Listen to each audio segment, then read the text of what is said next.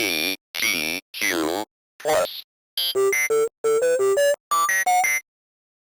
So when I uploaded that State of the Channel video, it was my intention to upload one new flashback episode per month this year.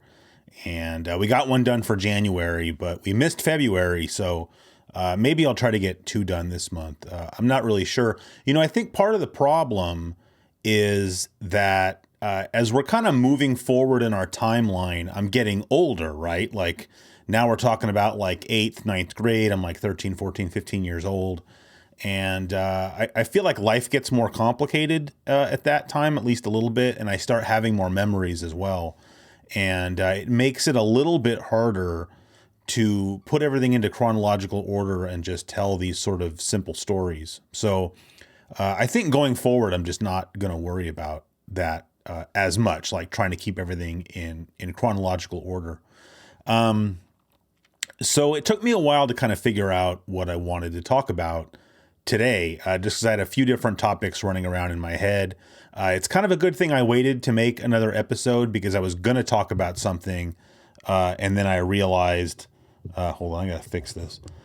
And then I realized that didn't happen for like another year. I would have said the wrong thing at the wrong time. Not that you guys would have known the difference, but I would. So it would bother me.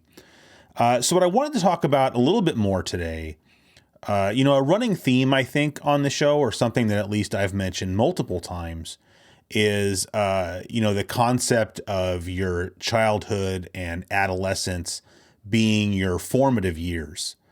Because I feel like the older I get, the more time I spend, reflecting on the past and, realizing how certain aspects of my personality, good or bad, can kind of be traced back to my younger years, and that maybe my experiences as a teenager dictated in a lot of ways the person that I have sort of become. But also, in some ways there are, aspects of my personality that I have had to sort of fix.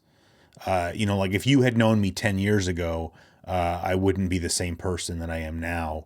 Just because I think that, part of self-reflection is like self-improvement. I think in some ways I've sort of identified, bad parts of my personality and tried to fix them. Although I still have plenty more bad aspects of my personality, like my chronic laziness, for example. But so something I wanted to talk more about this time, we talked about in the last couple of episodes, like the last episode was the Sega Genesis. Well, the last episode was the New Year's Eve or whatever episode, but that was kind of a weird little, didn't really have anything to do with our timeline kind of episode. But sort of the last timeline episode was the Sega Genesis episode. And then the episode right before that was called Stuart, Not Stuart. And I mentioned some things in that episode that I'm maybe going to expand upon a little bit now, just because my life really started to change quite a bit, or went through some drastic changes, I would say, during my 8th and 9th grade years. And I don't know if this kind of thing would, some of you would relate to this kind of stuff, but a lot of those changes are what sort of dictated pieces of my personality that I still have. So I mentioned that in the summer between 7th and 8th grade, my mom and I moved in with my grandma.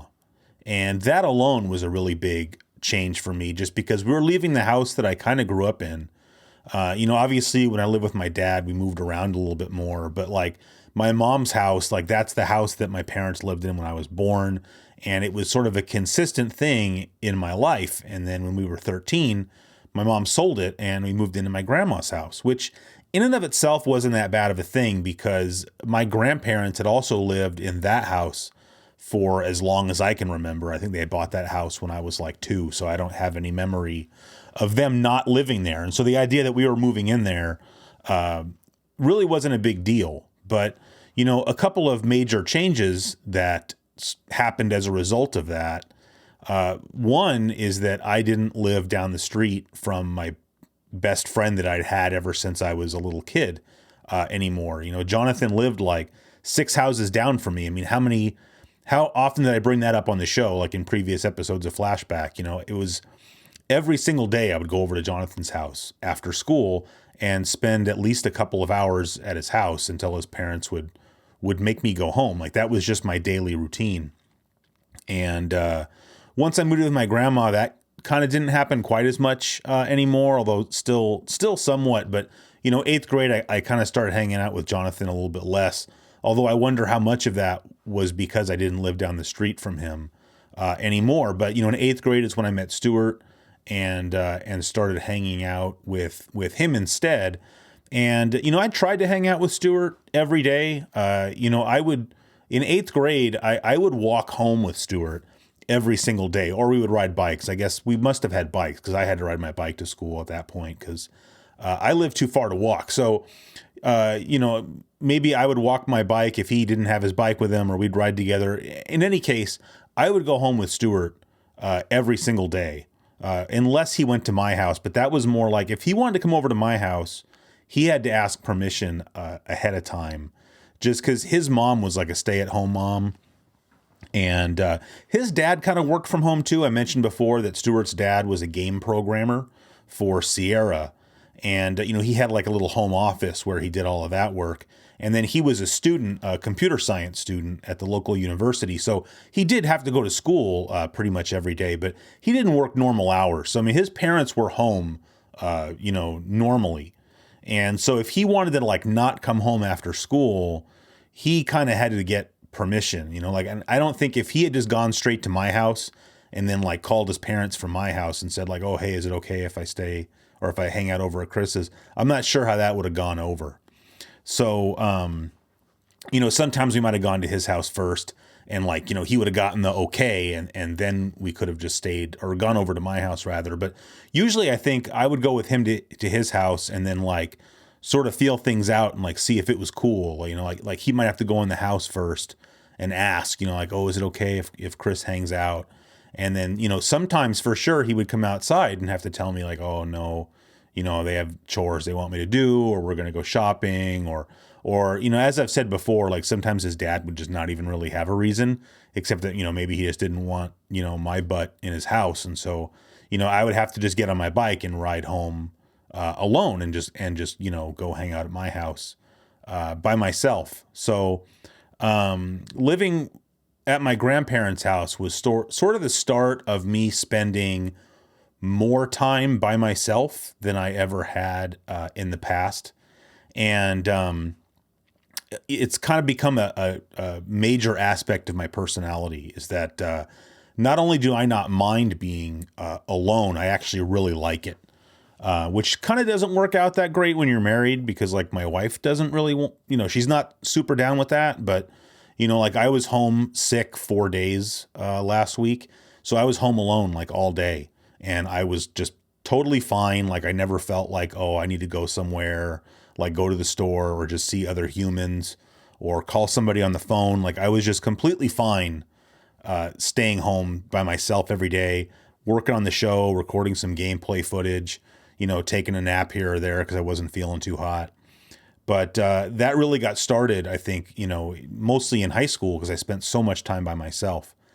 And to kind of get into that a little bit more. So like I said, I was spending a little bit less time with Stuart in 8th grade because a lot of times I couldn't hang out with him after school. But the other way that I was spending, I think, even more time by myself was just because sort of the situation at home changed quite a bit. And it really took until I got way older to understand why. And I've mentioned what it was like living with my mom in her own house and how much fun it was. You know, my mom, I think I've mentioned before, like my mom would cook these dinners. Every Monday night, she had these Monday night dinners where she had all of these friends of hers and stuff come over. They would set up, my mom would set up this big long table in like our front room, which was sort of a family room, I guess. And, you know, she would cook a tri-tip and some baked potatoes and a salad, or she'd make a big pot of spaghetti. And there would just be like, you know, 15 people in our house, all at this big table, like having dinner. Or, you know, in the summertime, you know, we would have pool parties at the house. And there was just like always stuff going on at the house, it seemed like. But more than just that was sort of like how my mom was. when we lived by ourselves. Like my mom spent a lot of time, as most people probably do, in like the common area of the house, like in the kitchen or in the living room or family room area. Like my mom liked to cook a lot. She would cook, big pots of spaghetti or big pots of soup. She baked a lot. She got into like baking bread. Or, my mom was very, and I say was only because she's really not this way anymore, but, she was like very artsy. Like my mom, on top of having a full-time job and having to raise me, my mom was a student at the community college, the local community college, and she would take art classes because she was sort of an aspiring artist. But, she would go take these classes and, they would learn how to do different things like weaving or sculpture or pottery or how to make your own paper. And then she would come home and like do that stuff at home or show me how to do that stuff. Like I remember like making paper at home with my mom, or like I remember like learning how to weave, like making your own little loom and learning how to weave. And we did that kind of stuff a lot. Like we didn't even really watch TV. We didn't even have a TV out in this family room. Like we had a sort of a living room that we never went into. And then what I'm calling the family room was like this big area where it was like a den and the dining area. And it was this open space that was right next to the kitchen. It was kind of open to the kitchen. But we didn't have a TV anywhere in there. Like my mom had a stereo. It was sort of a boombox, although I think it had detachable speakers, and it was like a double cassette deck. And we just listened to like a ton of music. Like my mom was into like different kinds of music. Like she listened to a lot of like pop music in the 80s. She also listened to like a lot of like late 70s progressive rock. She was into like new age jazz.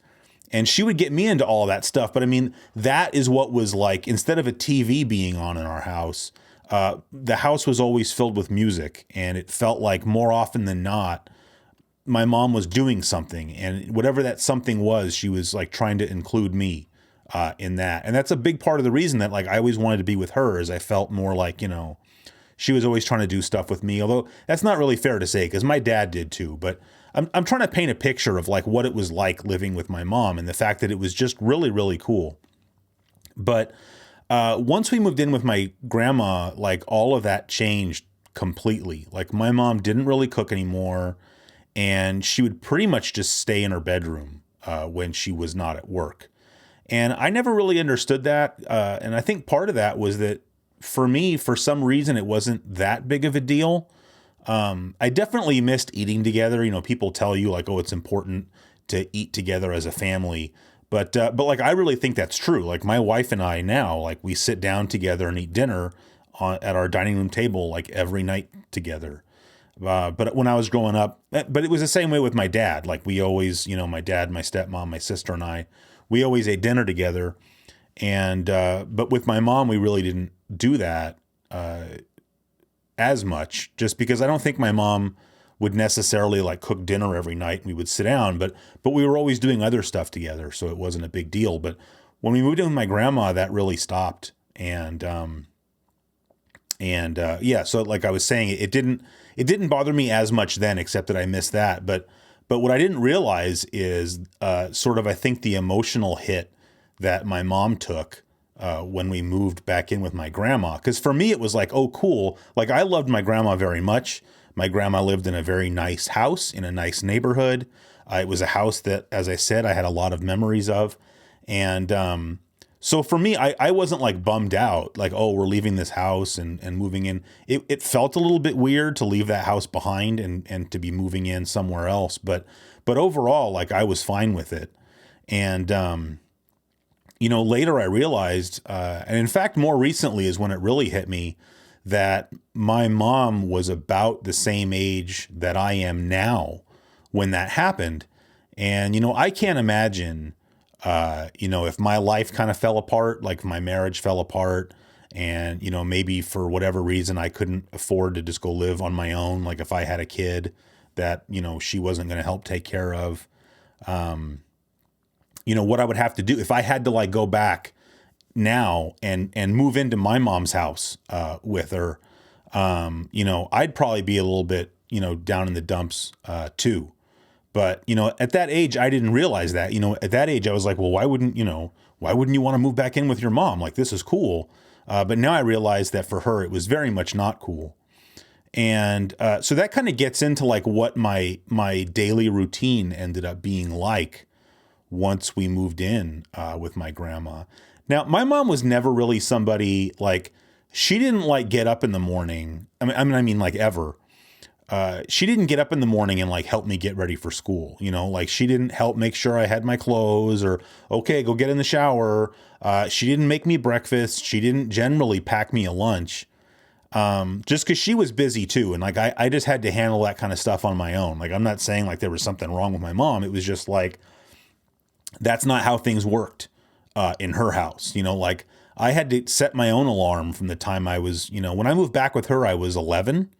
And by that time, it's like, you set the alarm and you get out of bed and go take a shower and get dressed. And like, she always made sure that there was like milk in the fridge and, a box of cereal or two on top of the fridge. And, it was up to me to, eat my cereal and do whatever. And then I walked to school, which was no problem, So like that continued when we lived with my grandma. Like I would get up at the appropriate time, get myself ready and go to school. But, the difference is that I would come home from school and, nobody would be home generally when I got home. My grandma sometimes was home. My grandma was kind of she had a social life. She wasn't like 90 or anything. She was like, I don't know, late 60s or something. So like not too terribly old. So like she had her own social life. She had things that she went and did. She had a club that she would go hang out at. And so oftentimes I would get home and the house would be empty. And, if I didn't get to go hang out with Stuart and, I would, I'd turn on the TV or I'd play some video games or whatever. But, my grandma would come home from wherever she was and, she'd probably stop by, the living room in that house where I would usually hang out and, hi, how was your day? Whatever. And then she would go back into her bedroom and, lay on her bed and read a book or watch TV. But the difference is that my mom would come home and she would basically do the exact same thing. I'm sure she, probably would also, come find me wherever I was and make sure I was, oh, you okay? Everything's cool. But then my mom would do the exact same thing my grandma did. Like she would go in her room and, she had her twin size bed in her room and she had a TV like kind of at the foot of the bed against the wall. And she would just sit in there and watch TV or, the guy that became my stepdad, who wasn't my stepdad, might come over and come over and pick her up and take her out to dinner or whatever. And every once in a while I would get invited to go do that kind of stuff, but not usually. Now at this house, I don't remember if I've mentioned this before or not, but I on and off I had like a little TV in my room, but my grandparents had a big, standard like 1980s wooden console TV out in the family room, because that house also had like a family room and a living room. And like the living room was like, my grandma didn't even want me going in there. Like that to her, that was like the nice room of the house, which to me, I don't think it was that nice, but she didn't want me going in there, which is fine because there was no reason for me really to go in there anyway. But, the family room was where my grandfather used to hang out all the time when he was still alive. He had like a lazy boy recliner in there and he would just, watch TV and, eat cheese balls and hang out when he didn't have anywhere to be. But ever since he had passed away, that room just kind of sat there and didn't get used. And so when I moved in with my mom over there, I just started hanging out there and watching TV.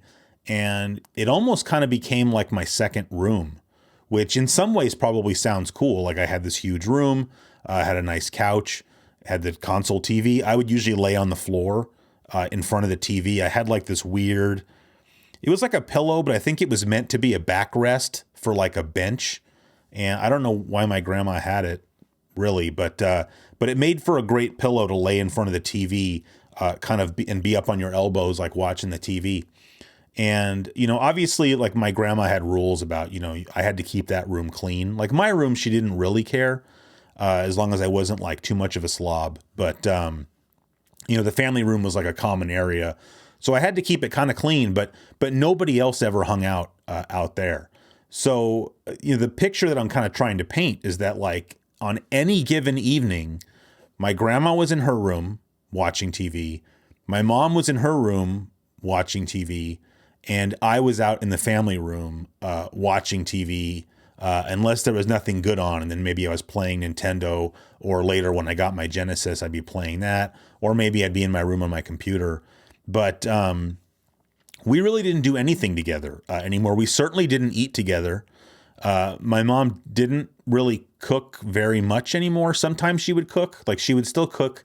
She would cook like big pots of spaghetti just so we'd have leftover spaghetti in the fridge, because then I could eat that. Or, maybe she would cook up a bunch of hamburgers. Like if she went to the store, maybe there was like a sale on hamburger meat, and she would fire up the barbecue and cook up like a ton of hamburgers and put them in the fridge. And then I would just eat those with like, my grandma always had English muffins in the house. Like every morning for breakfast, my grandma ate a half an English muffin with a cup of tea. My grandma was like, I don't know, 5'4", 5'5", but she probably weighed like 80 pounds maybe. Like she just never ate. And so yeah, I mean, who eats a half an English muffin for breakfast? But so she always had English muffins, and so I would steal them. Like I would make a hamburger bun out of an English muffin and eat one of the hamburger patties. But more often than not, and I may have mentioned this before, but more often than not, once we lived with my grandma, I ate ramen noodles for dinner, because they would just, my grandma, I think, probably bought most of my food. Like she would just buy me the packs of like the Marichan instant ramen that I would just cook on the stove. Or, sometimes she would go to like grocery outlet and, buy some frozen food, like frozen burritos and stuff like that. And we had like two freezers. Like there was a bigger freezer out in the garage, like a dedicated freezer on top of the fridge freezer we had in the kitchen. And, it was just like whenever I got hungry and I wanted dinner, I would have to just make myself something for dinner. Like I would, I'd come home, I'd be hanging out in the family room watching TV.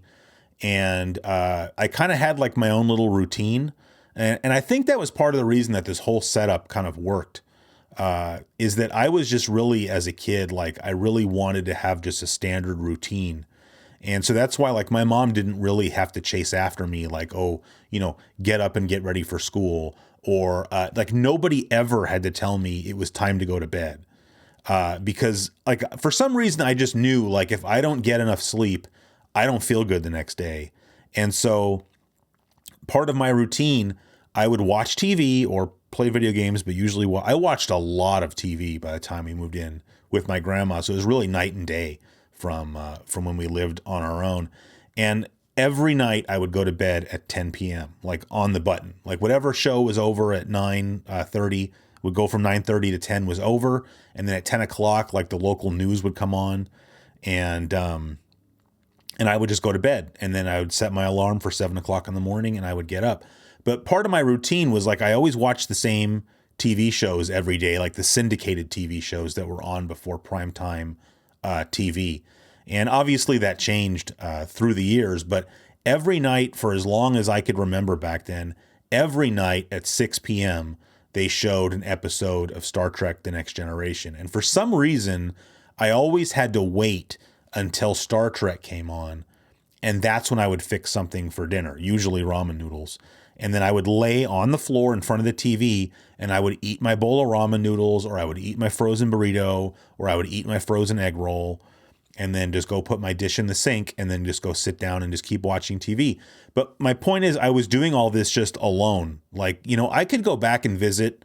Like, honestly, if I went back and visited my mom, she wasn't really in a good place mentally for the reasons I already discussed. And I think she would be sort of like, yeah, what do you want? Like, not that bad, but it was just like, if I came in her room, it was like, you got this vibe of like, why are you here? Like, I think if I tried to watch TV with her, I didn't really feel like I was welcome in there. My grandma, that was a different story. Like I could always go hang out with my grandma, and that was welcome. Like, I was kind of my grandma's only grandchild that was local to her. She had a few other grandkids that lived very far away. And so like my grandma really, treated me like like royalty in some ways. And so she always would appreciate it if I would come back and visit with her. But But yeah, I mean, that's what it was like back then. It was a lot. I spent hours a day, just by myself and just sort of taking care of myself, at least to a certain degree. And you get really used to that. And then, on the weekends, like when I was in eighth grade, I would try to spend as much time, with Stuart as I could. Well, eighth and ninth grade, I would try to spend as much time with Stuart as I could, on the weekends. And then, as I mentioned previously, when I started high school, that things got kind of a lot worse for me when we started high school.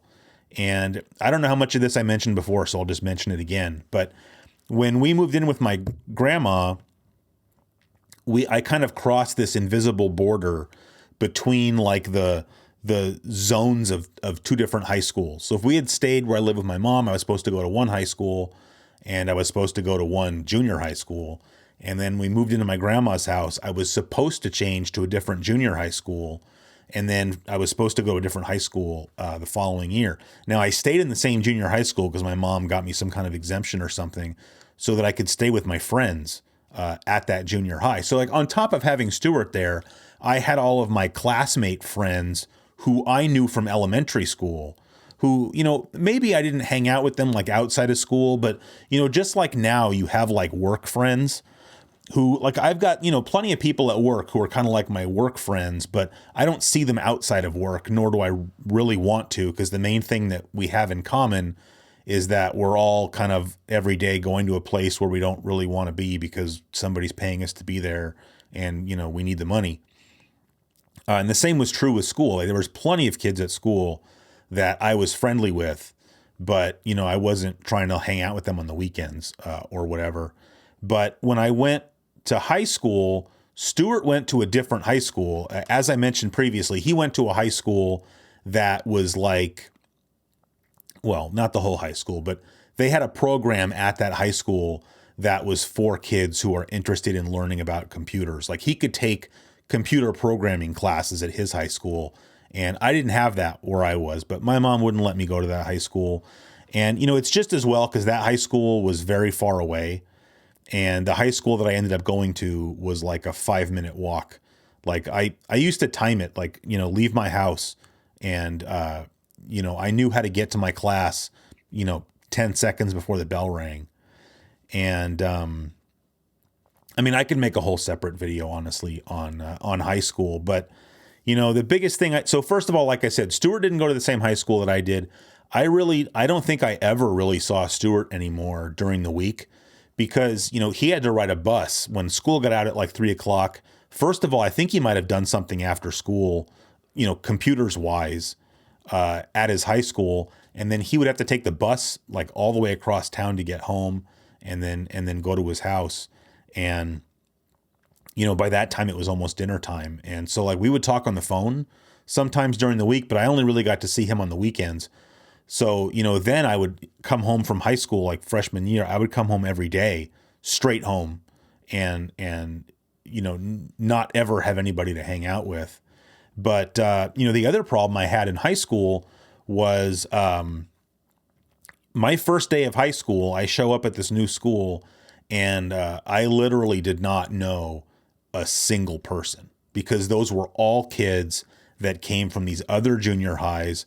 I don't believe a single kid, at least not a single kid that I knew that went to my junior high, ended up going to my high school. But, what's worse is that all those kids kind of already had their friend groups set up, had their little cliques going on.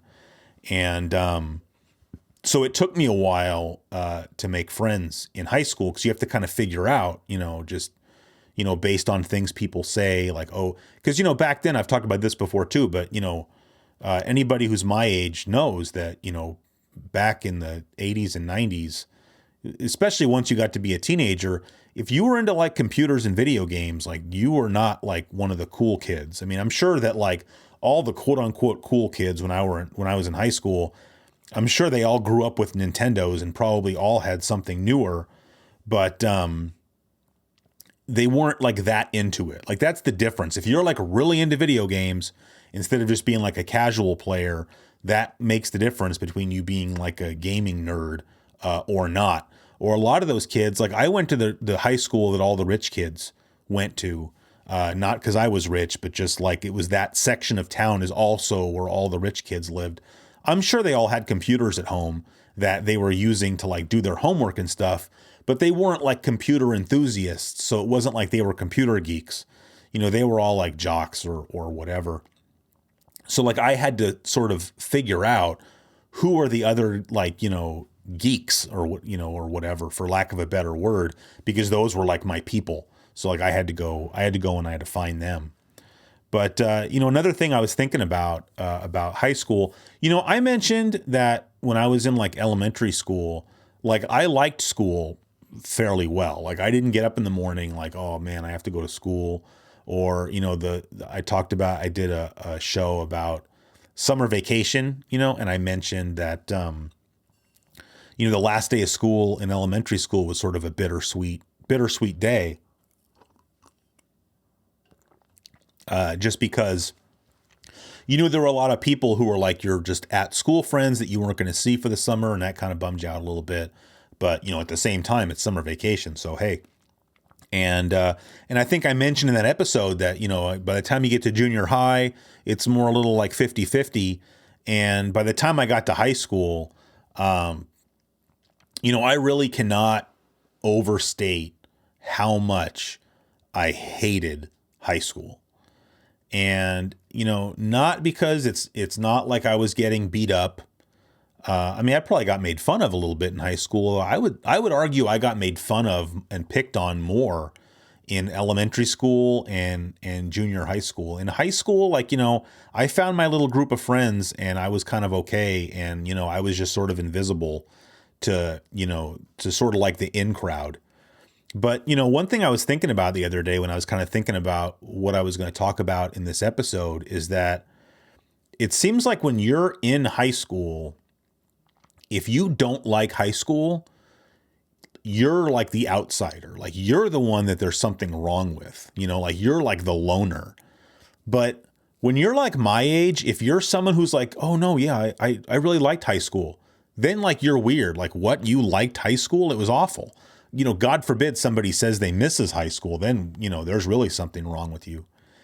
And I definitely fell into the category of, I just could not stand high school. And a lot of that has to do with the fact that, I really didn't have any good friends for the first couple of years, I would say, of high school. Because like when I was a freshman, I had Stuart, and like that was my friend.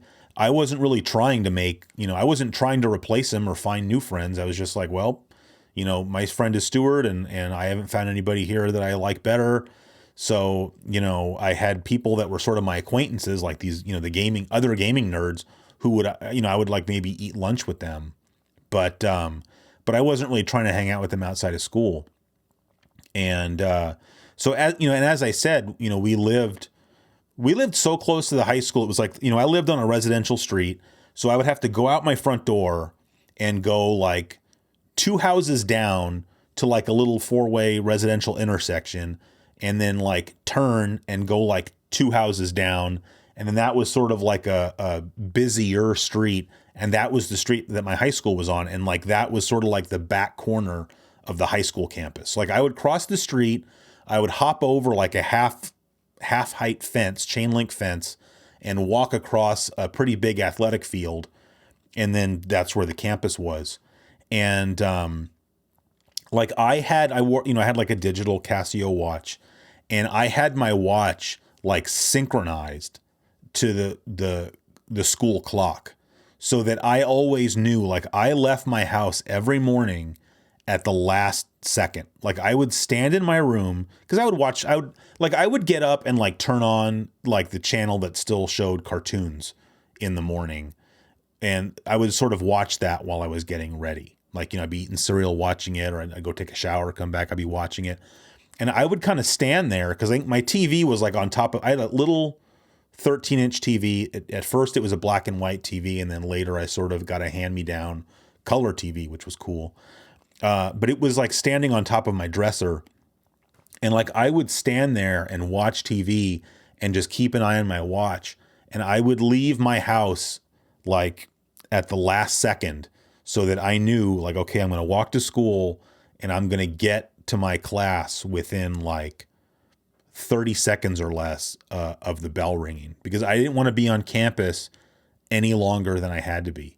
And then at the end of the day, and I don't know if I've told this story before. This story is it's a little bit gross, I guess, but I just still think it's funny. Like, you know, you'd have like, I had like 4 periods, right? You had first, second, third, fourth period. Then you had lunch, and that was like an hour. So you eat lunch and you drink whatever you drank, you know, a beverage. And then you had 5th period, 6th period. And then, you know, after 6th period, it's, you know, it was 2:54, I remember. 2:54, the bell rang and you could go home. And I just remember that by, you know, 3 o'clock, you know, I had to go to the bathroom because, you know, I'd probably drank a big soda or a bunch of water or whatever at lunch. And, you know, I'd have to pee real bad. And I remember I wanted to get off of campus so badly that I remember I had German, like freshman year, I had German class, 6th period. And I mean, there was a bathroom, like I'd walk out of the classroom and the hallway was right there with the bathroom. But I just remember like there was a couple times where I went like, okay, let me just go to the bathroom real fast and then I'll leave. But, you know, obviously I wasn't the only person that wanted to get off campus, because I just remember how quickly like the 3 o'clock bell cleared that campus the way like a wet fart clears a room. Like if I went to the bathroom after the bell and I was in there for, I don't know, 2 minutes, long enough to take a leak and wash my hands, I would come back out and it was like somehow campus felt like a ghost town already, because everybody just scattered to the hinterlands. And there was something about that I hated. Like the fact that I'm still here and nobody else is, I couldn't stand that. And so even though I kind of had to pee, it was like a 5-minute, not even 5-minute walk to get back to my house. So I would leave German class straight away and I would walk home. And I remember that by the time I got home, and this is the kind of gross part, I had to go so badly that I couldn't make it into the house. Cause like, so I had to, when I got home, like I didn't have keys to get into the house because I didn't need them. So I would go in this back gate, like a side gate, I guess, that was off the driveway, and go in into the backyard. And like my grandfather had a long time ago put in like a hidden button. It was just like a doorbell, you know, button, but it was wired up to the garage door opener inside the garage. So if you knew where this hidden button was, you could go hit it and it would open the garage door. And then once I got into the garage door, there was a set of keys like stashed in like this hidden spot in the garage. And so I didn't carry house keys because I just didn't need them, because I could always get in that way. But by the time I got home, I had to pee so bad that it's like there was no way I was going to even make it into the house. And so I remember there was this one spot in the backyard. Like I would just go inside the back gate and I would go over to this one little spot where there was like some ivy, and I would just relieve myself. And I did that every day for so long that the ivy like turned black. And I was like, oh man, I don't want to get in trouble. Like, you know, because my mom and I would be like, why is the ivy dying over there? And I'd be like, I don't know. And, but I don't know. I guess eventually I learned how to hold it for 5 seconds longer. I don't really know. But my point is, I'm just trying to paint a picture of like, that is how much I hated being in school. And like the entire time I was in high school, I never did a single, no, not true. In 4 years, I did one extracurricular activity. Freshman year, we had this thing called the video yearbook. I don't know if any of you guys in high school had a video yearbook, but it was like when you ordered your yearbook, you could pay like an extra $20 or something. And you got a VHS tape that was, it's like what it sounds. It was like a video yearbook. And basically like the guy, I think his name was Mr. Niehaus. I believe that was his name. He was like the photography teacher. I mean, he must have taught more than just photography, because that's not a full-time job, because there was only like one photography class. But among his other duties, he was like the yearbook, you know, faculty coordinator. And so if you were working on the yearbook, you kind of worked under him. And he also ran like this video yearbook. So somewhere he got the money to buy like a camcorder, like not some kind of professional quality camcorder, but just a nice quality camcorder. And you could like basically, like I volunteered to be part of this video yearbook because I had this friend Seth who was on the yearbook. And so like I would go show up and check out this camera, and they would say, okay, well, the only thing I remember doing is I remember them, and I may have told this story before, but at my high school, baseball was a pretty big deal. And so they had, like, I would go to the baseball games and like record the baseball games because they would just want to find like a few highlights. But I got to go to like, I don't know, 3 or 4 baseball games. And I remember it was really cool because I got to sit in the dugout, which I thought was neat. I know I'm just a high school student and so are the baseball players, but they were like the varsity baseball players. So like they were all like juniors and seniors. And I just remember that I can't remember the guy's name, but to give you an idea of how big of a deal baseball was at my high school, the pitching coach was like an ex-professional, like he pitched for the Mets, I think. And I mean, obviously he wasn't some kind of superstar, but I mean, he was a good enough pitcher that he pitched for the Mets.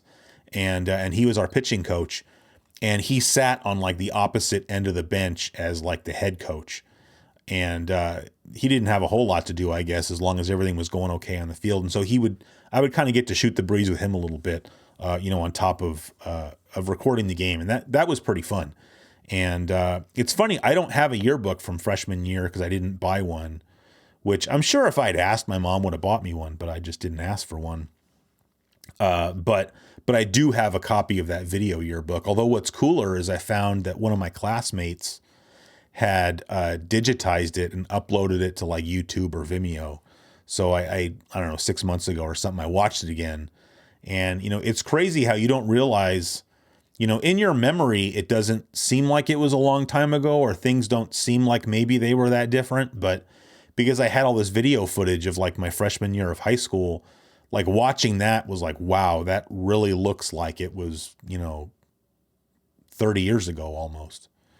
But that was the only extracurricular thing I ever did. Like every day for 4 years, I went to school as late as I possibly could, and I came home as soon as I possibly could.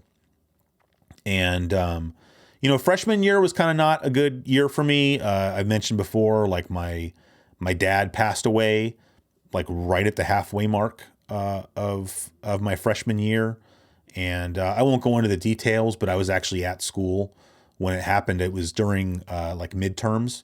I was taking my algebra midterm, and the phone rang in the classroom, which the phone, when does the phone ever ring in the classroom? And my teacher, Mr. Rubel, he gets up and he goes and he answers the phone. And I don't remember how the conversation went, but I remember that he hung up the phone and he came over to my desk and said, "You need to pack up your stuff and go to the office." And I'm like in the middle of taking my algebra midterm, and I'm like, what's going on? Like I thought I was in trouble, but like I was not a kid that ever got into trouble at school. So I'm like, what could I have possibly done? What did I do? Because I remember I even asked him, I said, well, what about my test? And he said something like, don't worry about it.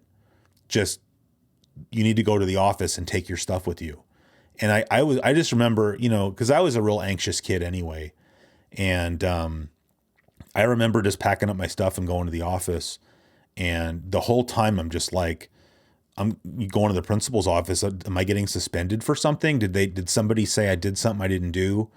And then I went in the office and my mom was there, and my stepdad, who wasn't my stepdad yet, was in there. And yeah, I mean, I don't really want to say anything else about that, but that happened halfway through the year. And then at the end of the year, I think my last day of school, I may have talked about this already, but my last day of school was like one day after Stuart's last day of school. Just that's kind of how it worked out. Like my last day of school was like his first day of summer vacation. And so he came to school with me, which was kind of fun. Like, I guess no one really seemed to care.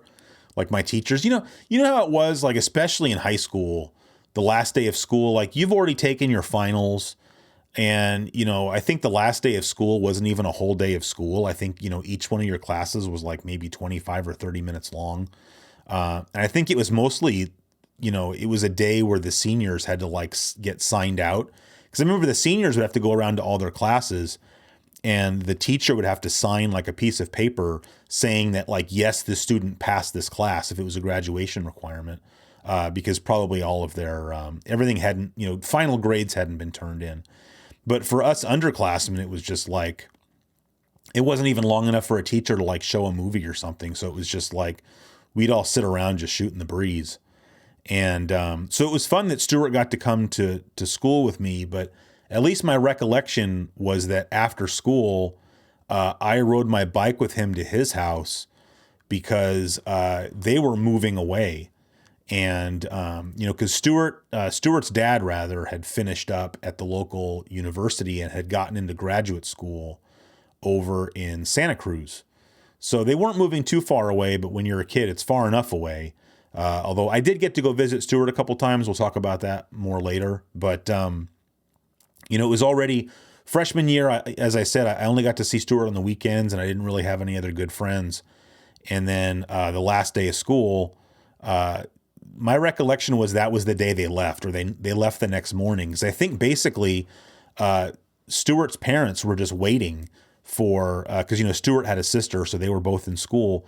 And the parents were just waiting for the last day of school so that they could, they had already packed up the house basically and moved away. And so the summer after my freshman year, I don't know if we're going to talk about that later or not. I just don't know if I want to really talk about that or not. But that was rough because, I basically started out the summer with no friend, so I had nowhere to go. And my dad was gone, so there was no more like going up and visiting my dad and my sister. Not visiting my stepmom was okay. I didn't mind that too much. But yeah, that summer was really bad. Even though I was happy that school was out, I was actually also happy when school started back up for my sophomore year, which might sound crazy considering everything I just said, but like I said earlier, I was really into having a routine. Like I feel, even today, I feel better having like a routine. Like I don't like going to work. I wish in a perfect world I could just be a YouTube person full time. But at the same time, I'm not sure if I could handle not having a routine. Like I need to get up every day and go to work. And I need Mondays to feel terrible and Fridays like today to feel awesome. Because that's all stuff that started for me when I was in high school as well. Like that's when Monday started to have a feel and Tuesday had a feel, and Wednesday was like, all right, the week is half over, and Friday was like the best day ever, and I started even like just to further nail down nail home the fact that I hated high school so badly. Like I was so happy when it was Friday afternoon and I got home and I had the whole weekend in front of me, and Friday night, felt awesome. And then I'd wake up on Saturday morning and I'd watch, freshman year, I was still watching at least some Saturday morning cartoons. And by Saturday afternoon, I already had sort of like this feeling that I still get now to a lesser extent, starting to creep in of like how much of your weekend is gone already. Like, oh, it's already Saturday afternoon. And I don't know why. It's just like Saturday afternoons had a real weird feeling for me, because then Saturday night was all right. So I don't know what that has to do, or how that works. But, and then Sunday, you'd wake up Sunday, felt like a Sunday, like there's that Smiths song. Is it Smiths or Morrissey? I don't know if that was when he was with the Smiths or not, but that every day is like Sunday. Like I love that song, because to me, like Sunday has a feel and it's not a good feel, in my opinion. But I felt like I was trying to say something else and I forgot what. But yeah, anyway, I don't know. Yeah, oh yeah, I was just saying that by the time the end of summer came, I was glad school was back, because I wanted to be back in my routine. I wanted to go to school every day and hate it, because there's a certain security in that routine. And yeah, but yeah. Oh, so I did have a couple games actually I wanted to talk about really briefly. So I guess just a little bit of extra backstory I have to tell really quickly though. When we moved in with my grandmother, my mom and I would go to the video store a lot more often. Like I said, my mom was watching a lot more television. I was watching a lot more television. And so we would go to the video store on a pretty regular basis, like especially if it was a Friday. We went to this place called the Video Zone, which I think I've mentioned before. But they had like a deal where you would get 5 movies for 5 days for $5. And so we would go on a Friday and we would rent. They couldn't be new releases, of course. But we would go rent 5 movies. And, she would maybe let me get a couple of movies and she would pick out a few. Or, sometimes we got movies we both wanted to watch. So she'd watch it and then I would grab it and I'd watch one and then give it to her. But the other thing we would always look at while we were in there, they would have like baskets full of like previously viewed movies for sale. And they would have sometimes video games in those baskets. And so I ended up, I didn't own really a whole lot of video games. I mean, as I've mentioned, I didn't have that many Nintendo games just in total in the whole time I had a Nintendo. And then when I got a Genesis, I didn't have that many games either. I used to rent games a lot, or I would try to borrow games from other people. But I did end up getting 3 games that were all rentals. Or, previously were rentals. And one of them was a Nintendo game. So the 2 games I was going to talk about today actually are the last 2 NES games that I ever bought. But I guess the other thing I have to mention that I should have mentioned earlier when I was kind of talking about routine, and this was especially true after Stuart moved away, because then I didn't really have anybody to hang out with on the weekends either. But, Stuart was often, indisposed on the weekends anyway, is that my mom always worked on the weekends. She just had the kind of job where she had to be at work on the weekends. So, on both Saturday and Sunday, she would get up and go to work at, 8 o'clock or whatever and not come home till 5:30. And my grandma played bridge, the card game bridge. I don't know anything about the card game bridge. But the only thing I know about it is my grandma played it like religiously when I was a kid. And so I mentioned earlier she had a club she went to, and it was a bridge club. And she went there a few days during the week, but then she also went every Sunday, all day. Like, I don't know. My grandma got up late. My grandma had a weird sleeping schedule. I think I mentioned that before. Like, she would go to bed at like midnight, 1 o'clock in the morning, and not get up until like 9 a.m. So like on the weekdays, I would go to school and she was still sleeping. But, which was kind of cool, I thought. Like, she was kind of a night owl. And so if I was up late at night, my mom might be asleep, but I could always go in my grandma's room and talk to her.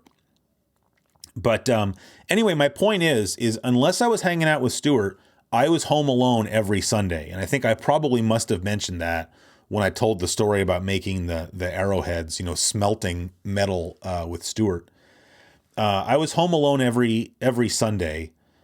But oftentimes on Saturday, for whatever reason, my grandma would want to go to the mall, and she would almost always, probably always, would invite me to go with her. If I was home and not doing anything, she would just say, hey, she'd stop by the family room or wherever I was, and she'd say, I'm going to the mall. You want to come with me? And if I wasn't hanging out with anybody, like, why would I not want to go to the mall? Because once we got there, like, I wouldn't hang out with my grandma at the mall, although, I mean, it's not like I couldn't have, but she would go look at, ladies' clothes and shoes. But, she would just tell me like, okay, it's, she'd look at her watch and say, okay, it's 2 o'clock. Meet me at 3:30 over here, wherever, or like up at the food court or at this fountain in the middle of the mall, somewhere, like meet me there at 3:30. And so I would just be able to go like, bebop around the mall by myself for like an hour and a half. And I think I mentioned this before, but every single time she would always ask me, and she would sound all exasperated. She'd be like, do you have any money? And I never had any money, but, I would even often tell her, I'd be like, I don't have any money, Grandma, but it's okay. I don't, cause I didn't like, especially because the way she would ask, like, well, do you have any money? And like, I'm like, no, but I don't need any money. I just came with you to get out of the house or whatever. Like, I'm good. But like, she's like, well, I just don't like you not having any money. But she would always make it seem like, she was being put upon having to give me money, even though I was telling her not to give it to me. Cause like I've said previously, I think she never wanted me to feel comfortable, like trying to like mooch off of her, which is a good thing. I mean, she taught me a lesson, but she would always give me like $5, $10. And, very rarely would I leave the mall with any money or very little. Like I would always like, okay, what can I buy with this $5 or $10? And like I would always stop by Radio Shack, the drugstore, Walden Books, and then always I would go into KB Toys. And so that's where one of these games that I have here is the X Rental, and the other one is the game that I got at KB Toys. I don't have too terribly much to say about either one of them, but just to sort of close the book on the NES, because we've spent so much time talking about it. So the X Rental game that I've got here is, hopefully the camera will focus on it if I put it back by my face. In case you can't see it, this is Gunsmoke. And this is a Capcom. Basically, it's a vertically scrolling shooter. I mean, obviously, when we think of vertically scrolling shooters, we think of, we think that we're flying an airplane or we're flying a spaceship. But Gunsmoke doesn't really work that way. In Gunsmoke, you are, some sort of lawman, like maybe you're like the town marshal or the town sheriff. And like the first level is scrolling through like an Old West town. And then I think the second level, you're in like a canyon. And then the third level, I want to say you're in like a Native American village or something. But, I didn't know that when I bought it. Or I don't even know if I bought it or if it... The nice thing about the previously played games at the video store is that you're already there to rent games. And you could, if I saw a game and it was like not even $10, I could always at least try like, hey, Mom, can I, do you think I could get this game? It's only, $12 or it's only $8, and there was a pretty good chance that she'd spring for it for me. So like for Gunsmoke here, I can't remember if I happened to have money in my pocket, but probably not. But I remember it being pretty cheap, and but when I got it, so this is not my original copy, I don't think, because this doesn't have any rental stickers on it. So either this is my original copy and I got the rental stickers off of it, or more likely, this is a copy that I picked up later to replace that one, which is kind of a shame. But I remember that when I bought Gunsmoke, it came in like a hard plastic clamshell case. I don't have one here to show you, but I'm sure you all know what I'm talking about. A lot of video rental stores use those. There was like a cottage industry, actually. There was like at least one company that sold those cases where they were already pre-printed with like the name of the game that was inside the case, along with maybe some basic instructions. Or, some video rental stores would just buy, generic plain hard shell cases and either put the manual in with the game or put a photocopy of the manual in with the game. I don't remember exactly how this one came. I remember it came in a clamshell case. But, I didn't know anything about the game. All I had to go on was this, and maybe it came with some documentation. But, obviously I recognized the Capcom name. And, you've got like this, town sheriff guy here on the label who's, holding a pistol in each hand. So, what could possibly be wrong with that? But I had no idea what kind of game it was. But, I think it was more like I saw a Nintendo game. It was like less than $10. And I just sort of took my shot and just asked like, hey, can I get that? And, she let me get it. And so, I got it home and I played it. I really don't remember exactly when I got it. The only thing I remember for sure is that we already lived with my grandma when I got this game, but it's very likely that it's before I got my Genesis. And I remember I enjoyed the game quite a bit. It wasn't the first shooter that I ever owned, only because I had a game called Solar Striker for the Game Boy.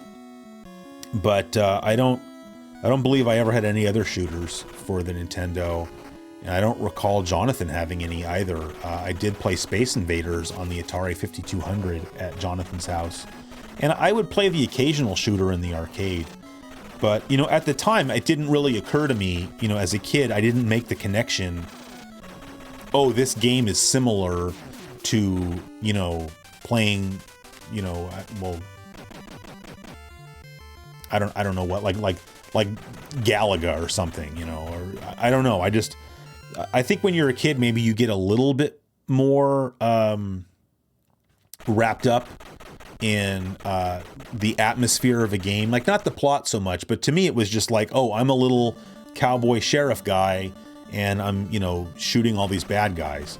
And one thing that's unique about Gunsmoke is that rather than just being able to shoot straight ahead, with the B button you sort of shoot to the left, and with the A button you shoot a little bit to the right, like diagonally, and you have to push both buttons at the same time to shoot straight ahead. But so it's cool that you can control the direction of your fire, because most shooters didn't have that option. But like I said, I wasn't making any kind of connection with other games of its ilk. I guess, I mean, I had Akari Warriors, so maybe I kind of thought it was more like that, but Akari Warriors really not, like, Akari Warriors did not auto-scroll. I'm pretty sure this game auto-scrolls, if I remember correctly. But I don't know, when I think of like Akari Warriors, I don't think of like a shooter. That's more of like a top-down, free-roaming kind of shooter, whereas this is like a vertically scrolling shoot. Somehow to me it's different, but I remember that I did like, this is one of those games I bought it and got it home, and like the game was certainly hard, but at the same time I was like, oh, this game is pretty cool. So I didn't feel like it was a bad purchase, but also like I didn't really pay for the game, and it wasn't like, oh, I wasted a birthday present or a Christmas present on this. It was just like, hey, I happen to be somewhere where I could, you know, pick up this game, or at least ask if I could get it. So if it had ended up being a crappy game, it would have been no loss for me. So it was no big deal. So that's Gunsmoke. And then, the very last game that I got, and this is why I told the story about going to the mall, is that, you know, my grandma would put a few bucks in my pocket, and I would always hit up KB Toys. And anybody that's, you know, my age that remembers KB Toys certainly must remember the clearance bin that they had at the front of the store. I think every KB Toys I ever saw had like this white wire rack, like elevated bin right at the entrance of like clearance stuff. And it almost always had video games in it, which is funny because at KB Toys, they had all the video games behind the counter. So that if you wanted to see something, you had to ask. It wasn't like Toys R Us where there was at least the card that you could flip over and look at. At KB, it was just like they actually had the boxed copies of the games on like a shelf behind the counter, like behind glass. So if you wanted to see anything, you had to ask someone to take it down for you. So it seems like they were pretty conscientious as far as like loss prevention goes. But I guess once a game went on clearance, they just didn't really care if somebody stole it. And I don't know, I only really recall ever buying this one game out of the clearance bin there that I can think. I have so many great memories of KB Toys, I could make a whole separate episode on that. I used to spend so much money in that place. It's the only place I ever saw a Virtual Boy. It was the only place I ever saw the Neo Geo Pocket for sale.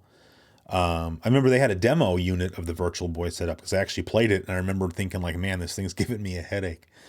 But yeah, so I would always check the clearance bin when I would go in there, because I would go in there and I would buy a lot of non-video game stuff, because my grandma would give me enough money that maybe I could get a Lego set, or I was like very mildly interested in like model trains. For some reason, I would get a kick out of just buying a train car or something. Or, I mean, at one point I did set up a very rudimentary HO scale model train in my room on that same like big hobby table that I talked about previously. But anyway, so I don't know when I got this. I don't actually know when this game came out, to be honest with you. I should have looked it up. I could look here. Let me look it up on my computer. I'm sitting in front of my computer here, so let's look it up real quick, because I'm curious. Like, in my mind, this is something that I got quite a bit later. Whoa, wow, this would be way later. But it's still a game that I bought for the Nintendo, brand new, not that long after it came out. And that is Mega Man 6. And so I just looked on Google here real fast, and according to Google at least, Mega Man 6 came out in the fall of 1993, November 5th, 1993 in Japan, and North America in March of 1994. So you know, it had to have been out long enough after that it ended up in a clearance bin. So 93, 94, I was a junior in high school. So I don't know, maybe towards the end of my junior year, maybe summer. I don't think it was my senior year. That sounds pretty late. But we never really talked that much, I think, about Mega Man on Flashback here, because I never had a Mega Man game before Mega Man 6. Oh, by the way, it was $5. I don't know if I mentioned that or not. I got this game brand new and sealed. I believe this is still my original copy. I don't know why it wouldn't be. I don't have the box for it or anything, unfortunately. But yeah, it was $4.99 out of the clearance bin, which is pretty crazy. For a while, and this is probably like 15 years ago now, there was a time when Mega Man 6 was actually the most expensive Mega Man game to buy, you know, if you were trying to collect NES games. That's no longer the case for some reason. But, you know, as is the case with so many NES games, it goes back to Jonathan's house. And I just remember, you know, again, so many memories of sitting on the floor in front of his wooden console TV, watching him play games. I remember watching him play, I think, Mega Man, at the very least, Mega Man 1 and 2, maybe Mega Man 3. I think I remember him having Mega Man 3, but I think it wasn't too long after that when we kind of weren't hanging out anymore. When did Mega Man 3 come out?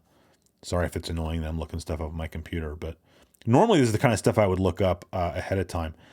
Yeah, so Mega Man 3 came out here like in late 1990, so that is getting towards the end of when we were hanging out, because that would have been 8th grade for me. And I remember he let me borrow one of his Mega Man games. Like in my head it was Mega Man 3, but I don't think so. It must have been Mega Man 2. But my point is, like, if I saw a Mega Man game, I would know, like, that's a quality video game. It wasn't like when I bought Gunsmoke, I'd never heard of Gunsmoke. I'm just like, hey, cheap NES game, I'm going to grab it. But when I saw Mega Man 6 at KB Toys, it was like, hey, not only is that a cheap NES game, it's a Mega Man game. And so, of course, I snapped it up. I honestly don't have a whole lot to say about the game because I didn't play it that much. Like, I probably almost treated it like a weekend rental. Like, I put it in and played it for a while, but by this time, you know, I was renting a lot of Genesis games. I was playing a lot of PC games that were miles ahead of NES games. We still have a lot more PC games to talk about on Flashback. And so I didn't play too much Mega Man 6, but it sort of just has this special place in my heart just because it was the last NES game I ever bought, and it was the only Mega Man game that I ever owned back then. And like I said, I did play it somewhat. It was sort of a reason to hook my NES back up, because by then, of course, the Genesis was hooked up to the TV out there. So I don't know. I think that's maybe all I have to say this time. This video is now well over an hour long. You know, frustratingly, I'm sure there's going to be things that I forgot to mention. It's really not easy. I'm trying to paint this picture of kind of what it was like what my life was like, or what it was becoming like, you know, like freshman year of high school and beyond. Because like I said, it was just like, I really had to get a lot more accustomed to the idea of entertaining myself, taking care of myself, and being comfortable being by myself. Because even though I was in a house with 2 other people, I was very alone, which thankfully, you know, perhaps ironic for somebody with a YouTube channel, but I have a very introverted personality, so I don't mind being by myself at all. And certainly nothing that I've said today is meant to seem like it's sort of a complaint or, oh, woe is me, I had to get ready for school by myself and nobody cooked for me. Like, I don't really have any negative feelings about any of that, because that all contributed to me being the person that I am now. And to be honest, like, even now, almost 30 years later, cooking up a pot of ramen at 6 p.m. and throwing on an episode of Star Trek: The Next Generation on Netflix just takes me right back in a good way. Like, it makes me feel good. And, you know, it's part of the reason I love video games and I love doing the show, is I'm very nostalgic about my childhood and my adolescent years, even though I just got finished talking about how much I absolutely hated high school, there were a lot of good things about my life during that time, like having the freedom to kind of do whatever I wanted outside of school, play video games, watch whatever I wanted, make myself whatever I want for dinner, and not have anybody bother me. So none of that is anything I have any kind of negative feeling about at all. But I felt like it was something I had to talk about just because it just kind of lays the foundation for things we're going to talk about in future episodes of Flashback as we move forward through high school and through all the video games that I got to play, because I got to spend a lot of time watching a lot of TV and playing a lot of video games because nobody was making me do anything else. Sadly, like my homework. So I got pretty bad grades in high school. Barely graduated, but I graduated. But yeah, so I think on the next episode of the show, we're going to talk about the last 2 upgrades that my computer got, which together opened up just a whole new world of PC games for me, and is why I became primarily a PC gamer. The Genesis for me was like, yeah, I have a Genesis if I want to fire up some Sonic or some Golden Axe, or if I want to ride my bike to the video store and rent a game for the weekend. But very much the Genesis was like the secondary system for me because my PC was the primary system. And we'll be talking more about that on future episodes of Flashback. And hopefully I can make one more episode of Flashback in March to make up for the fact that we skipped February. So that's going to do it for this episode of Flashback. Thanks as always for watching. I will see you next time, and next time is going to be a live stream. I'm going to do another live stream soon. I'm trying to balance out flashbacks and other sort of edited, pre-made videos and live streams. I really do miss doing live streams. I want to get back into that at least a little bit. So anyway, yeah, that's it for this time. I'll see you guys all again soon.